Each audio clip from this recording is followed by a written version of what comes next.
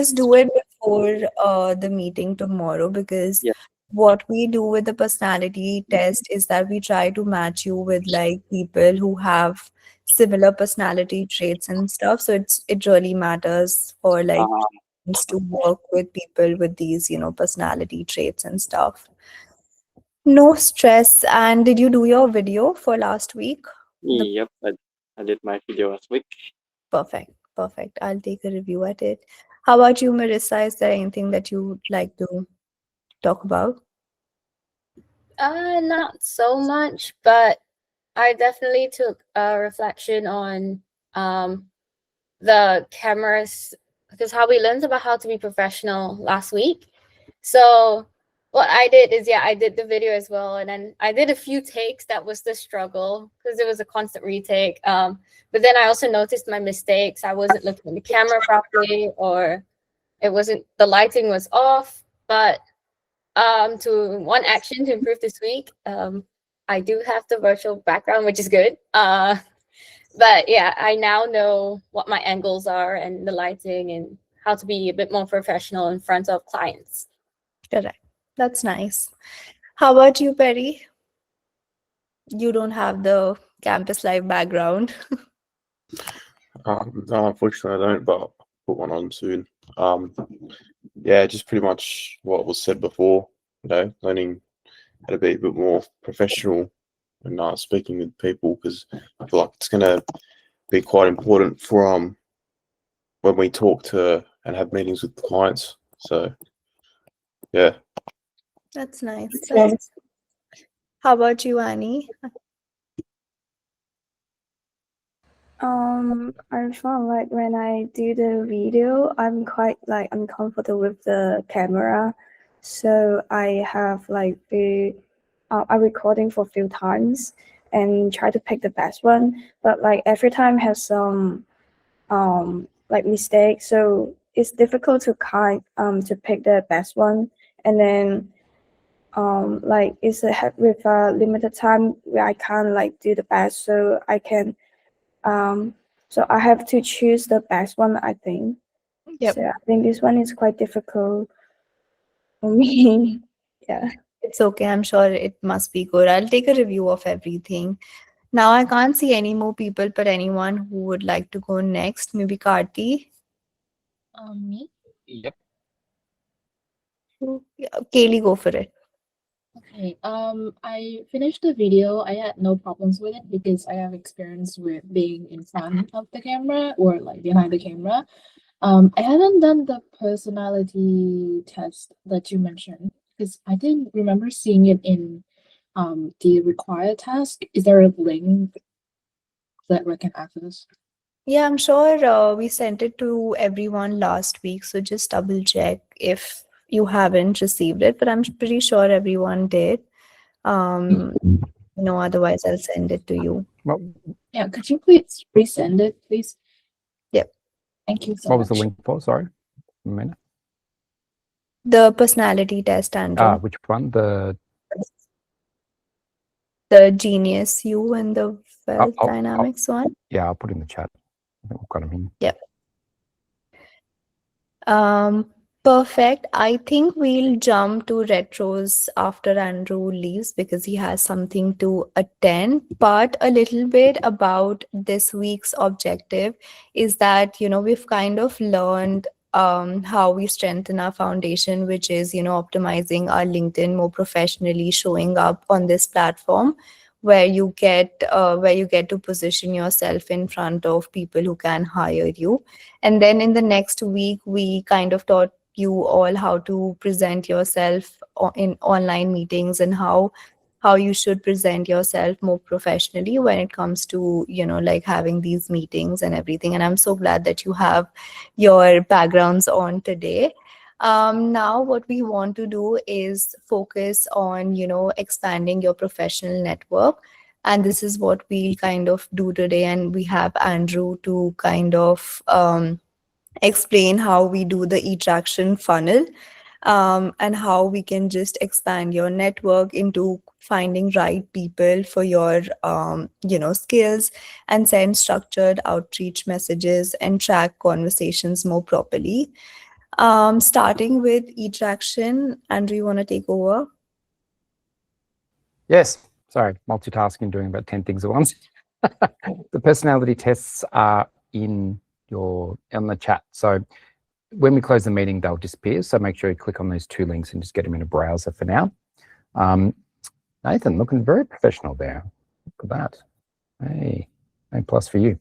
Hey, I just wanted to jump on and talk a bit about this sort of e-traction philosophy and process that we have here at Social Star, and that you'll be using at CampusLife, because it's kind of the core foundation of what we do. I've spent 15 years building this process and the methodology, and it takes a bit to sort of get it in your head and really understand it, because it's not just something you do, it's a way of approaching problems. So let me give you some examples. So you can click on the next slide. So where we start with is a sales funnel. Now, I could talk for 2 hours just about this one funnel, even though it looks pretty simple, a couple of concentric circles. I do want to explain it, and this is one of the core foundational pieces that you'll learn in this program, because I kid you not, every small business owner, and probably all large businesses, want to have more sales. They want clients, they expect marketing to deliver those clients. Now, not all marketing is built around client acquisition. However, all marketing assists in client acquisition, for sure. It's part of the process. And the challenge we have as marketers is that clients don't understand that. They don't know marketing. They don't understand what it's about. They think you just chuck some posts on Instagram and clients come through the door. And, you know, if you're lucky enough to have that, fantastic. But it's up to us to educate them and have them be a bit more discerning about marketing. And the more we educate them about the process, the more they buy into what we do and understand that it's not an easy thing to take a stranger and make them a client and give you money, okay? Particularly in tough economic times like we are now. So I just want to explain the methodology. So the first part of the puzzle is that there's 2 forms of marketing. There's push and there's pull, okay? So e-traction is pull marketing. Now, if you use CRMs like HubSpot, or if you do other sort of marketing research, you'll see words like inbound marketing, right? And so my version of inbound marketing is called e-traction. The E stands for digital, and traction stands for attraction. So, and it's spelled with 2 T's, by the way. So essentially what it represents is digital attraction, bringing people to you as a client rather than you have to go out and get them. And it's specifically built with experts and professionals in mind. That's why I built this system. So the reason why it works best for them is because as an expert and as a professional, I shouldn't have to run down the street chasing customers. I shouldn't have to cold call. I shouldn't have to, try and convince people that I'm good, right? My content, my brand, my digital presence should explain that clearly, okay? And as we go through the funnel, you'll see how this works. If you're selling things like e-commerce products, low value items, commodities, this is not the methodology, right? This is for high-level products. This is the same process that the luxury car brands and luxury fashion people use. It's the same thing. Louis Vuitton uses this. Ferrari uses this. And I can use those as examples in this process if that helps you to understand. Okay, so the first thing is that it's pull, not push. Okay, so if you can remember those words, that's important when you're explaining it to customers. Then we have to understand that there's 4 parts of the process, steps, and we cannot skip steps, okay? People think they can skip steps or that their customers skip steps, but nobody does, right? And you'll find this in your own life. A stranger doesn't buy your product because they don't know who you are, okay? So it's a series of warming up and forming. The most important thing in sales is trust. So what this whole process is about building trust, okay? Trust that the person who I give my money to will provide the service towards my expectation to solve my problem. Okay, so we've got push versus pull, 4 steps in the process you have to go through in order to form trust and have a customer. Let me go through the steps. The first step is the cold zone. Actually, do you want to go to the cold zone one? I'll skip over the numbers one for now, and we'll go to the cold. Okay, so the cold zone. The definition of a cold client is that they are a stranger, they don't know you. So if you think about you're on Instagram and you're scrolling through and you see an ad for something, and say it's a new face cream. Now, if you've never heard of the brand, right, you might be interested, but you don't know who they are. So generally you'll click through and you'll explore. Now, imagine if that's a service provider. Imagine it's a hairdresser.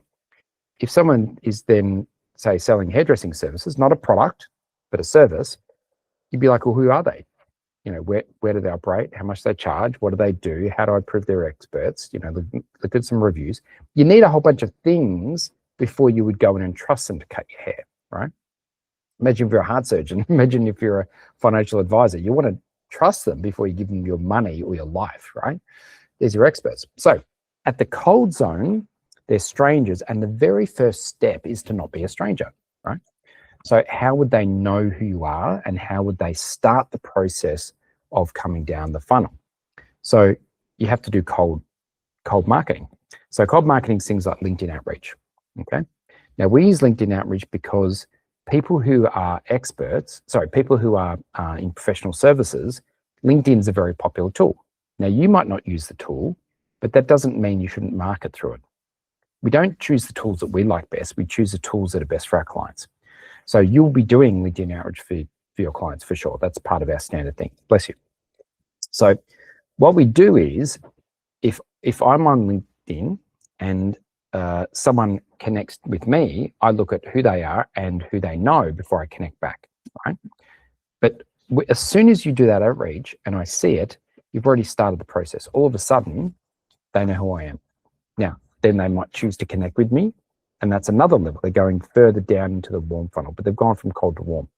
So the definition for us of going from cold to warm in LinkedIn is they've accepted the connection request, okay? I've asked Marissa to connect with me. She said yes. Therefore, she now is on my database on LinkedIn.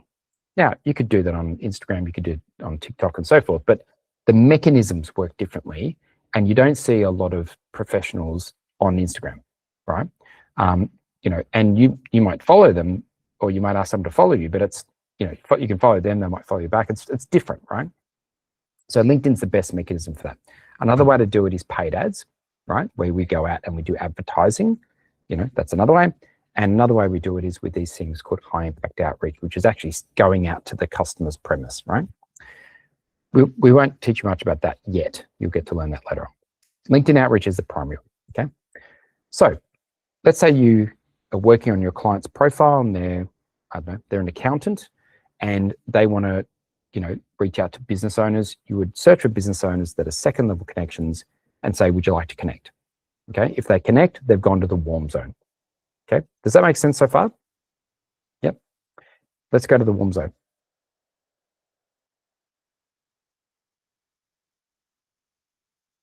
Okay, that's hot.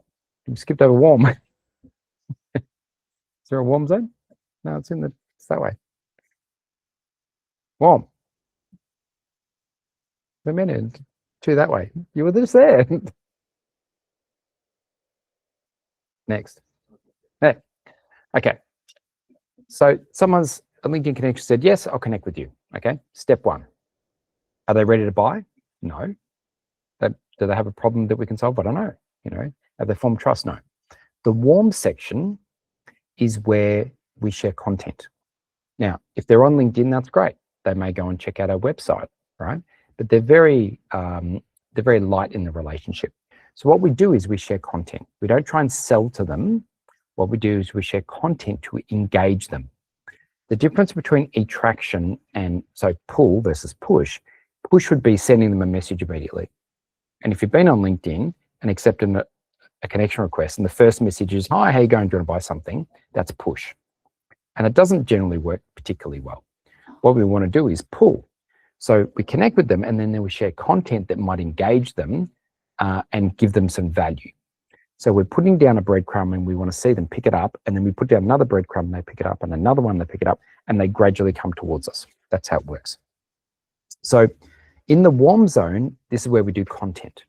Now, the content goes on social media and on your website. Now, sometimes people think that will get new customers, but how can it? Because how does a stranger know your website or your social media, right? Your content doesn't go out to anyone else other than your content people, unless someone shares it or the algorithm pushes it out to somebody else, right? Yeah. So we've got to have a cold mechanism and then a warm mechanism. Great. Let's say that the person I connected, the business owner for the accountant, I've connected on LinkedIn, he said yes. And then he says a blog that's written about self-managed super funds. He's like, oh, I've been thinking about setting up a self-managed super fund. I want to learn more. Then he might click into the article and then might go to the website and download an ebook or watch a video. All of a sudden, he's getting warmed up to the people in the brand. Because in all of those things, somebody, a person, is giving them information. And that person is then forming trust with the person, the individual, the business, and also whatever the product solution is, like a self-managed super fund. So that's how you get through the warm zone. So we produce content. You'll be producing content, not just on LinkedIn, but in other areas as well. I'll go into like the whole, how we produce content is a whole nother session we'll do later on, okay? The next step in the process is hot. So let's say that business owner is like, actually, I'm really keen to do this self-managed super fund. Then they have to get in touch. So we need a mechanism for them to go from interested into action. So that's when they go, can you go to the next slide, Mimi? Go into the hot zone. So that hot zone is how we need to get them into a conversation. So they go from the website, maybe there's a button they click. Maybe the button takes them to a way to make an appointment, or maybe goes to an event, a webinar, or a boardroom session, or whatever it is. There's a mechanism to go, I'm on the website, how do I go to the next stage and talk to somebody? And sometimes it's one step and sometimes it's multiple steps, depending on the client, depending on the product, right? So we did a webinar. We did exactly this process for our financial services client. They ran a webinar. I think we had like 20 people to the webinar, and he picked up 5 clients, right? So not everyone in that hot zone is ready to buy now, right? So the hot phase is, I'm going to come to the webinar, I'm interested, but maybe it's too expensive. Maybe I need to think about it. Maybe I'm too busy, whatever. Or maybe I want to look at some other competitors. Whatever it is, they're very keen, but they haven't yet decided, okay? When they go from hot to sale, which is the next one, that's when they go, cool, you're the person for me. I want to go and, engage with you. And then you need a process for that. So they go to the webinar, they're keen, they maybe book a one-on-one, and then they need an engagement process. Okay, so I'm talking to the accountant in his office. I'm interested in a self-managed super fund. Now it's, well, how do you buy it, right? How do you package a service? A self-managed super fund is a complex product. Is it just they set it up? Is they set up and run it? Is they set up and run, put the assets in there? Is there advice around, like, how big is it, right? No different to if you're getting your hair cut. Okay, you go into the hairdresser, they're going to say, well, what do you want? Well, a cut's different than a color, and that's different from an extension, which is different from something else, right? Depends if you're a man, a woman. And so this is when the productization of the service comes into in the way we work with clients, okay? So it's not as simple as just coming and we sell you what we've got. We need to productize those things in this process we have, which we're going to later. And so that's the next step in the process. Okay, so that's the funnel. 4 steps in the process. There can be little steps in between, okay? Each say warm is a series of things that we do to get them to the next stage. But everybody goes through this process, okay? So go back to the master slide, Ken. Yeah, thanks. Okay, let's review. Okay, this is pull marketing. There's 4 steps to the process. The customer has to go through each one, and we need to design each one with the client in mind to specifically meet their needs. And everyone's slightly different, but this one's built for professional services. We've done that many times. Okay. So if you go to the next slide a minute, let me just run through some numbers. Okay. So the way that we work with clients when we go through this process is we start with the end in mind. So the first question we ask, and you won't do this, but I'm telling you for education purposes, because you might be in the call, is we say, how many sales do you want? Right?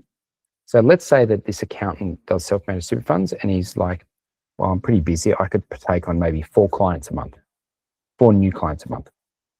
So in the middle is 4. Then we know from experience, industry averages, and mathematics, I can tell you how many LinkedIn outreaches he needs to do to get 4. Okay, because we've done this lots of times. So 4 in sale, we times it by 4 in hot. Okay, so that's 16 people need to be on the webinar to get 4, right? Now we had 20 and we got 5. So the maths pretty much works out, right? We did another one where we had 12 people in a boardroom session for a financial advisor and we got 4, right? So we know that the maths is pretty much works out. So then from 16, we go out to the next layer, to warm, and we times it by 10. So that 16 becomes 160. So I need 160 people engaging with my content per month. You can look at your website stats and you can look at who's engaging with your LinkedIn posts. Okay. I can see how many people are engaging with an email, right? And you can add those up mathematically and we put them in our monthly report to show that we've got 160 people in that volume. And then we go out to times by 10 again to cold, and that's 1,600. Okay. So I know that if I don't have 1,600 people coming through my funnel, I won't get to my 4. So it tells me what I need to do. And there's other cold mechanisms as well. So I do presentations, right? So when I go and do a presentation, I count how many people in the room, that they're all cold, right? When I do a webinar, when I do when I go and do one-on-one meetings, when I get, they're all part of this cold process. So we map it mathematically to meet their needs, yeah, and decide what's the best mechanism at cold, what's the best mechanism at warm, what's the best mechanism at hot to get to the end product, okay? So there's a lot in this. It's more than just marketing in terms of putting something on Instagram. It's a fully designed system to run their business, okay? And we can do every step in this process. We can build the website, we can do ads, we can do sales conversion, we can do lots of different things. So we're a very comprehensive agency in that regard. Okay, so that's how we run the e-traction process. I will leave it there in terms of the methodology. Please do read this part of my book, okay? So if you don't have a copy of my book, I will just grab you a quick link and you can download the ebook. But it's very important that you understand this clearly because it's the sort of core methodology that we have. Now, one common thing that you'll see with clients is they might go, I want my clients, I'm going to do some ads, okay? And we go, cool. Okay, you're doing some ads, where are they going? Okay, click on the ad, what happens? I was talking to a client, they were spending $16,000 a month on ads and he didn't know where his ads were going. $16,000 per month. When we found out, the ads were going to the home page of his website, which is terrible. Okay, that's not very good at all. It should be going to a dedicated landing page depending on what the ad is, because he's got 4 different products, okay? The other option was the ad was to call a phone number and no one was answering the phone, right? So some simple questions to our clients can understand and diagnose through this model where their problems are, right? I had another client we were doing coaching with in this process, and he wasn't doing anything, and then he started doing the cold marketing, and then he was getting lots of warm interest and he couldn't convert. And we added one step to the process. He didn't have a hot process. He added it and he was full in a week. $16,000 of sales in a week because it was missing a vital step. You can't miss a step, okay? This is very powerful. So I highly encourage you to read, learn. I've got lots of webinars on the Social Star website you can look at. Very important for you to do that. So do I have any questions? Does anyone have any questions, comments before I head off and go back to my other meeting? Yes. I put a question in the chat box. Could you tell us how to use each step as an intern? Yeah, sure. So do you remember what I said about cold? Sorry. Remember what I said about in the cold section, what you would be doing? Yeah. What was it? Randomly reaching out to people by sending a LinkedIn. connect request. Yes. Yes. Now, just to change language, it's not random. So we have a very specific process of how to do that for our clients. So we'll cover it in later sessions, but just give me a synopsis. So if I'm reaching out for this accountant, I'll only be going to second level connections. That's people he knows that know people. So it's friends of friends, if you like. So that means that there's a connection, there's a mutual connection between them all. We also target it very specifically geographically. So he works in Melbourne, so it'll be Melbourne people, and also based on their title and so forth. So we're selectively targeting people and asking them to connect for a particular reason because we think they would get value from what we're doing. So that's part of the process of cold, okay? The second process in warm is content. So you will help produce content for all of your clients. Now, you might not produce it all, but you'll assist the marketing coordinator in doing content. Now, for some clients, you might actually just produce the content yourself. However, we will assist you in doing that. Then in the hot zone, you know, when the client's going through the conversion, you may be at an event. We run events for clients and we often ask for volunteers to come along and experience that.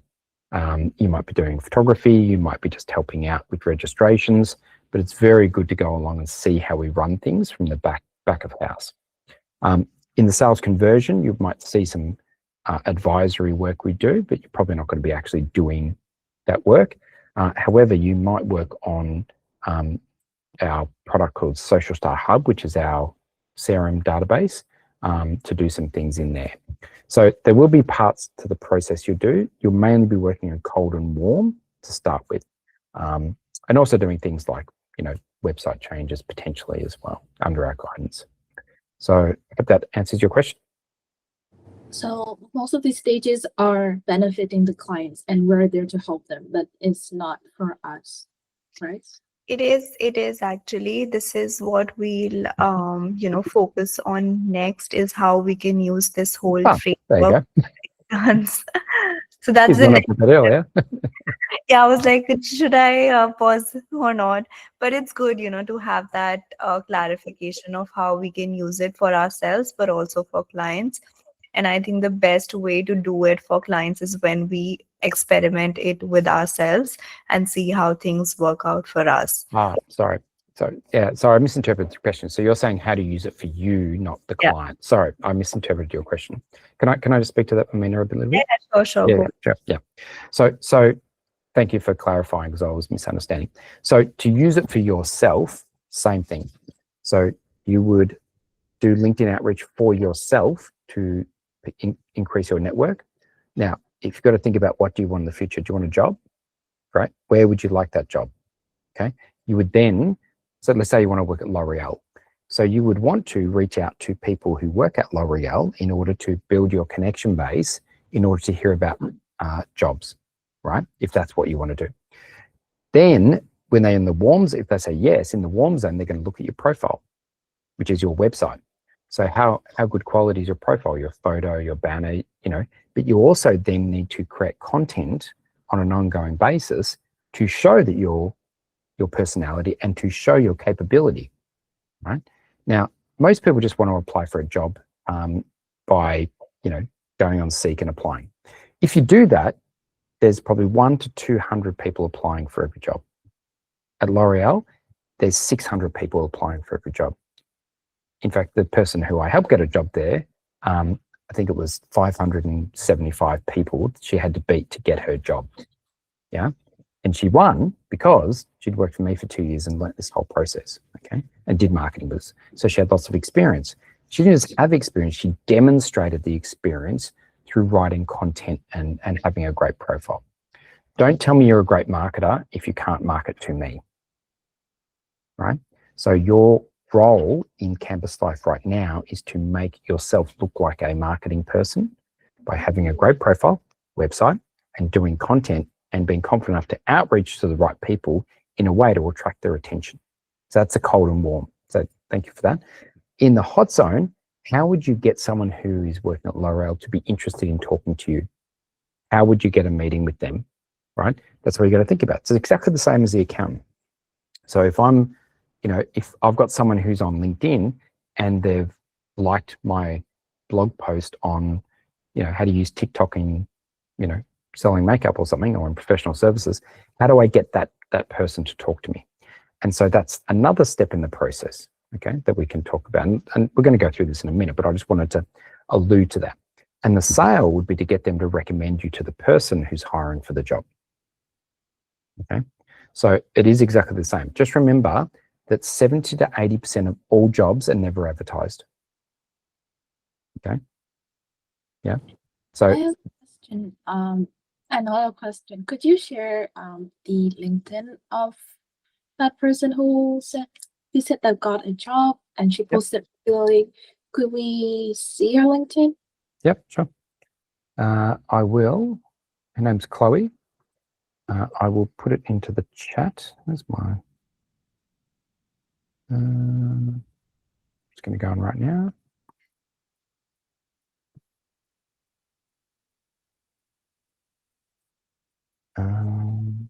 There you go. You've pretty much covered the next step also, Andrew.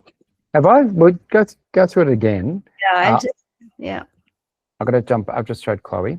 Happy to come back on and talk to you again. But I think that's probably enough for today. I don't want to overwhelm with too much information. It's very important that you become resourceful and do your own research. Okay. University, you can sit there and learn in the high school.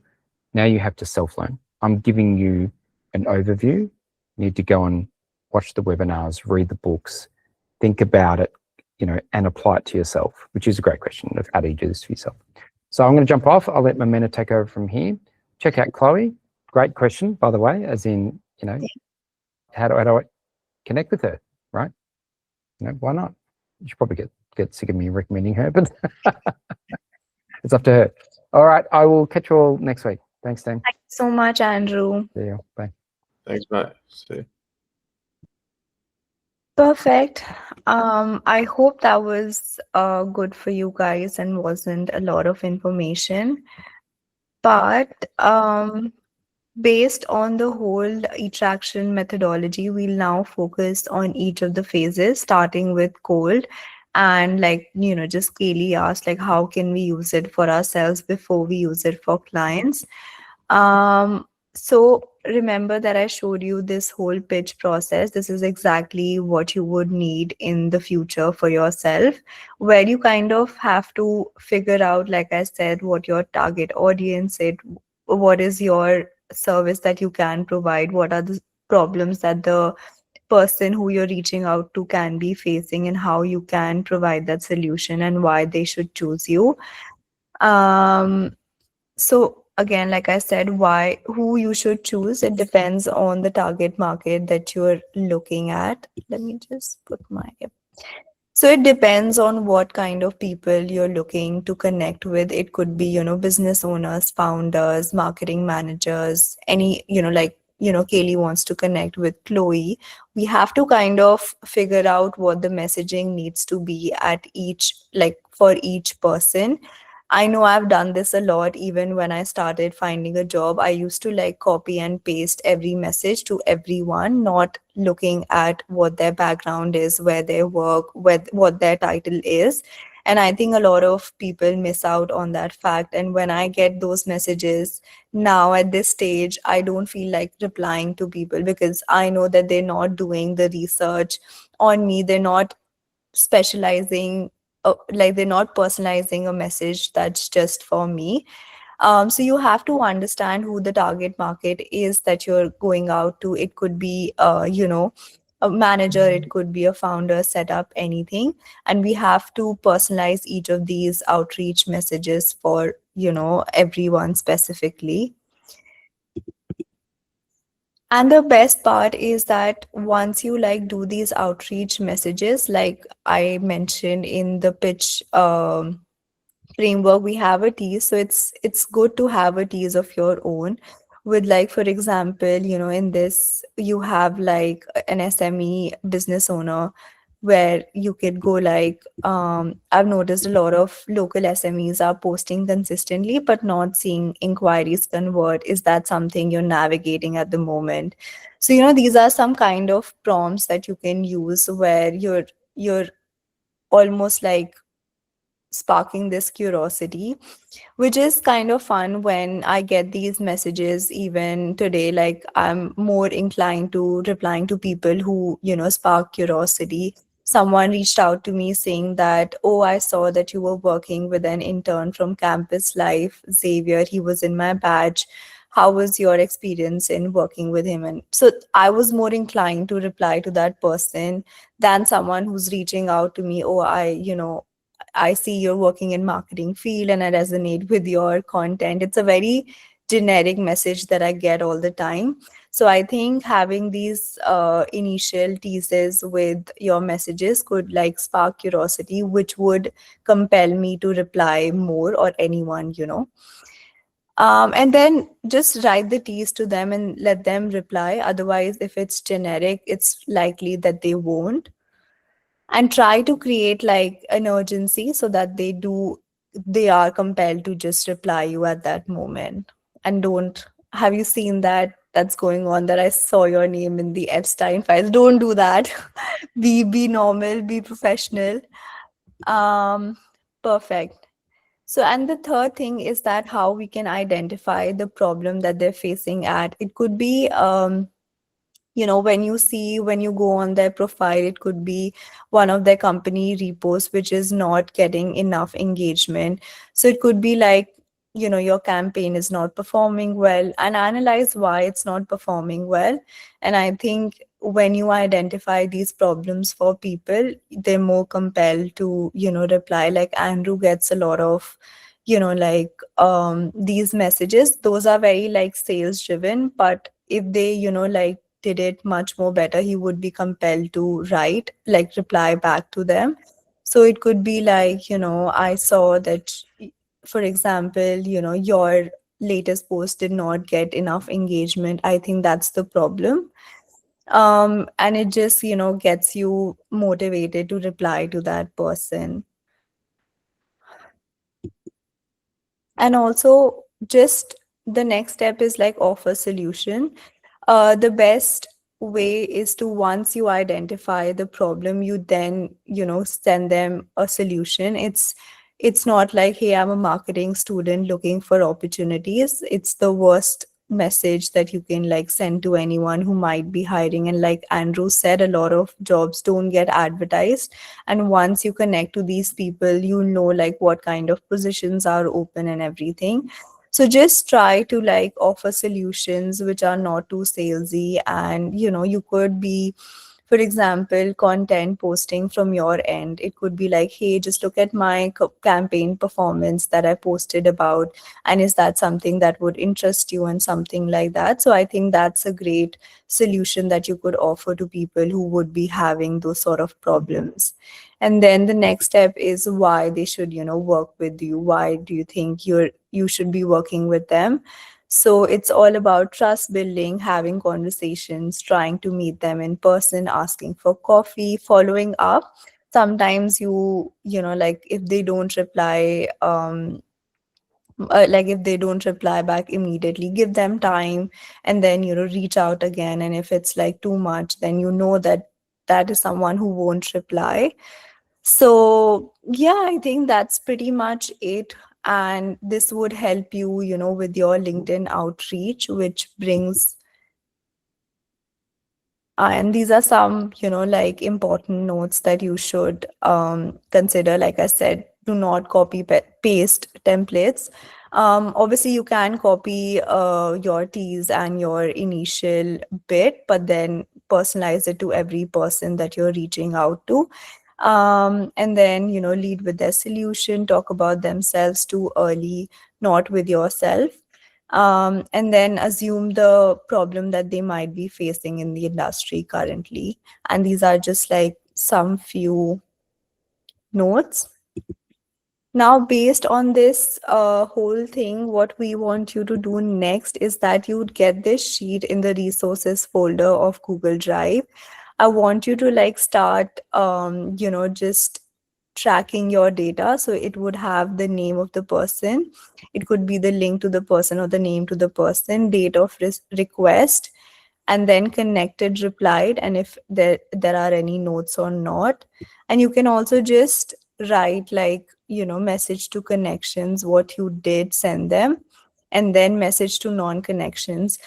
I don't know if you guys ever noticed, but once you are like, if you're not connected to someone, there's always like, add a note, always add a note. And it's obviously much more smaller to what you can message to someone who's already connected to you. But that's something that you need to figure out for yourself that could spark curiosity for me to, like engage with you or connect with you. Go for it, Kaylee. So this LinkedIn outreach thing is for us, right? Or Yes, is it? that's for you guys. So what should be the reasonable number of outreach per week, a month? I don't know. I think I think as much as you can and as much as LinkedIn can allow you, assuming that people do not have LinkedIn Premium, I think you can only connect to 25 people per day. I'm not really sure, but it's for you to like kind of keep track of your activity. And I think what could also help is that once you have this sheet, you can also have like different tabs for each of the like industry. Or for example, one sheet could just be founders, the other sheet could be like marketing managers, and then you can have messages personalized for each of them. But yeah, just like connect to as many people as you can, the more the merrier. They'll be able to see your content, and make sure that you're posting content more regularly, actively, where they can, see what you do. And sometimes it's harder for us to, like write a post on what we're doing.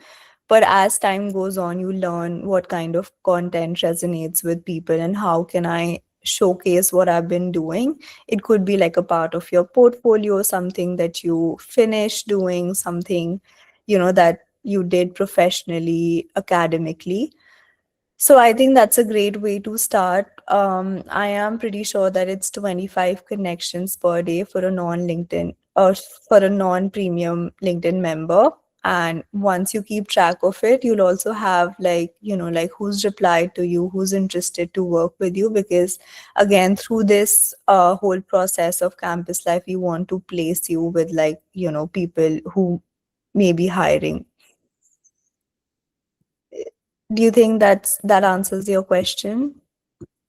Yes, thank you. Perfect. So I think the next steps is that we want you to understand the kind of people that you want to connect to. Every person has different specialization. Like, for example, Kaylee, you're into content creation. You want to like understand who works in, for example, a marketing agency that's more content heavy. For Perry, if you're interested in like more technical aspects, like, marketing managers who are in that kind of roles and stuff. So we want you to like research people that you're going to reach out to. And then, oh, it's actually written that it's 10 per segment. So yeah, I think that would be good, like 30 people per week.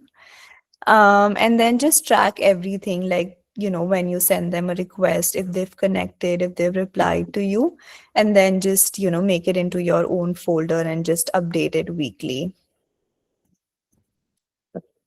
That's all for today. Is there any questions? Just